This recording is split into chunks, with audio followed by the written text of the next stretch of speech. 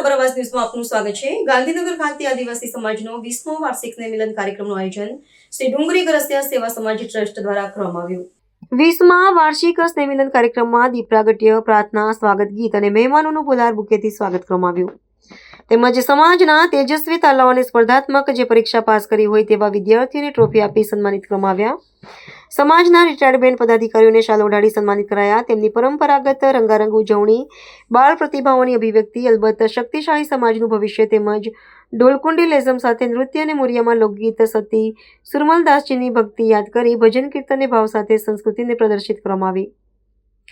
સમારંભમાં ઉપસ્થિત અધ્યક્ષ અને ઉદ્ઘાટક મંત્રી શ્રી પીસી બરંડા, આદિજાતિ વિકાસ અને અન્ન નાગરિક પુરવઠો અને ગ્રાહક સુરક્ષા શ્રીમતી રમીલાબેન બારા, સાંસદ રાજ્યસભા શ્રીમતી પુષ્પાબેન નીનામા, નિયામક મહિલા વિકાસ અને એમડી મહિલા આર્થિક વિકાસ નિગમ શ્રી જયંતિભાઈ એચ નીનામા, સંયુક્ત કમિશનર રાજ્ય વેરા Ahmedabad Shri Vishal B Khanma, deputy commissioner municipal corporation Ahmedabad MS Bharada, IPS doctor Pankaj Suvera, professor department of psychology HP university Vallabh Vidyanagar Shri Pankaj Jain Solanki, proprietor Narmada blood care Surat doctor NK Bamaniya, પૂર્વ પ્રમુખ ભરતભાઈ મોડિયા, પ્રમુખ શ્રી ડુંગરી ગરાસિયા સેવા સમાજ ટ્રસ્ટ ગાંધીનગર સભ્યો સહિત આદિવાસી સમાજના લોકો મોટી સંખ્યામાં ઉપસ્થિત રહ્યા હતા। રિપોર્ટર દીપકભાઈ ડામોર।